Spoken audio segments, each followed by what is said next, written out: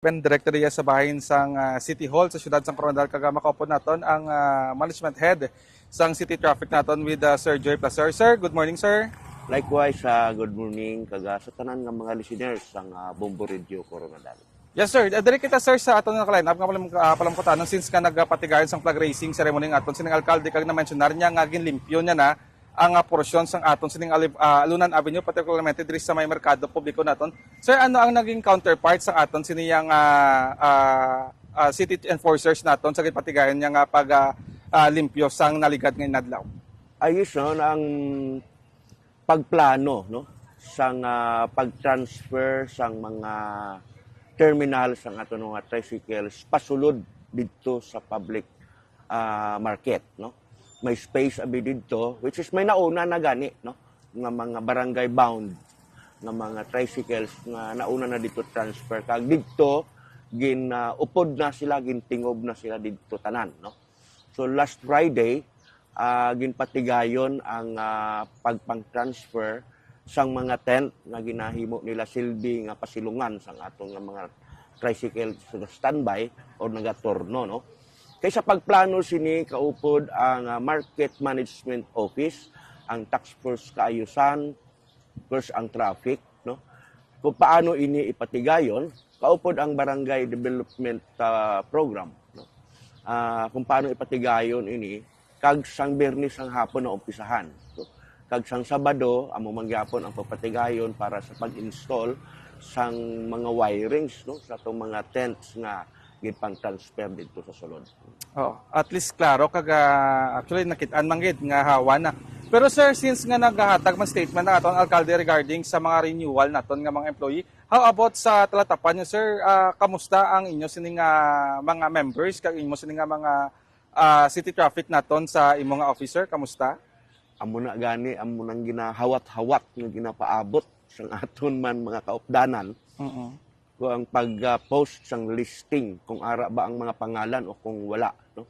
But siling ko man gani I think positive no, trabaho lang gihapon kita kay inang aton nga mga performance amo man na ang ginabasihan no sang aton nga mayora kag sang aton nga city government apan recommendation man sang ang ibandera kung maayo aton nga performance wala sang rason nga makulbaan kita. Oo.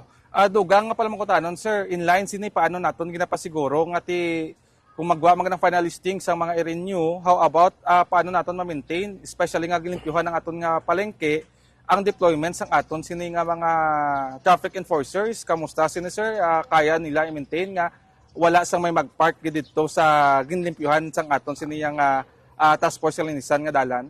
Ang area nga ginbakante no sa itong tricycle terminals ginpamutangan na naton immediately sang mga signages no tad na to sa sang signages no parking no kag may ara kita personnel upon request sang Market Management Office nga mag-deploy gid kita sa mga personnel dito mismo una dito sa sulod sa ilang mga terminal kay dito bawal man gihapon mag-park ang mga private vehicles no kay maginutok dito luwas lang sa delivery van no kag amo man sa guwa magluwas sa signages may ara gyapon kita personnel nga gina-deploy to maintain na hindi maokupahan liwat kag mahawan gihapon kung may ara gid man magpark park and go down drop kung may transaction may din larga hindi nga magpark alin sa aga hasta sa hapon.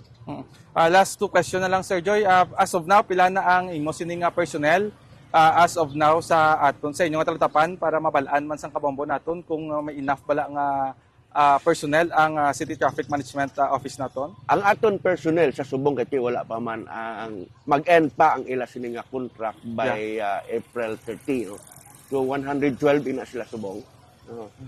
Amo na ang aton gina-maintain brat na hindi initanan sa aton na detail kundi may ara kita 13 personnel assigned sa PNP traffic section no may ara man kita na assigned sa task force kaayusan kalinisan no kay wala man sila kaugalingon abi nga personnel kundi composite team abi ina no so may ara man kita isa ka driver sa CADAC sa Anti-Drug Abuse Council kag sa iban pa nga isa ka driver sa aton si IDG.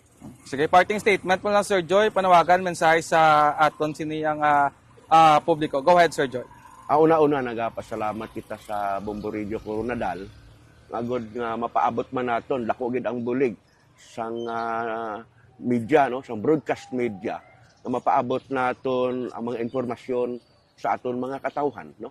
So sa mga mensahe ko na lang siguro sa aton nga mga drivers gid, which is ara pagihapon ang epekto sa nga pagtaas presyo sa gasolina kag krudo. Kag subong man sa aton mga pasahero. Siguro magintindihanay na lang gid kita kay sino man abi ang magintindihanay kita nagalanggid mismo no.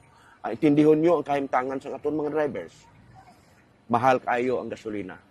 Kag mga drivers intindihan niyo man ang sitwasyon sa aton nga mga pasahero. Wala man magdugang ang income nila. So siguro sa sina nga pamaagi malikawan naton ang gamay nga butang nga mangintunaan sa dako nga pagbinaisay. Agud nga hindi mapunggan pa naton ang hindi maayo nga mabunga sana no. So kita tanan magbinuligay buligan naton ang city government sa sang liderato sang aton nga bag-ong city mayor Mayor Beng no. Sa pag una bis dira sa may palengke area ang mga plano malimpyo kag ma-arrange kid no. So sa mga nag-komentar no, so tan-awon lang nato ang maging resulta kung ano ka maayos ini kag kapangayo lang kita sa inyo man nga kooperasyon. Madamong salamat. With that Sir Joy, madamong salamat kag siluhat mayong aga sa imo. Likewise, madamong salamat. Good morning.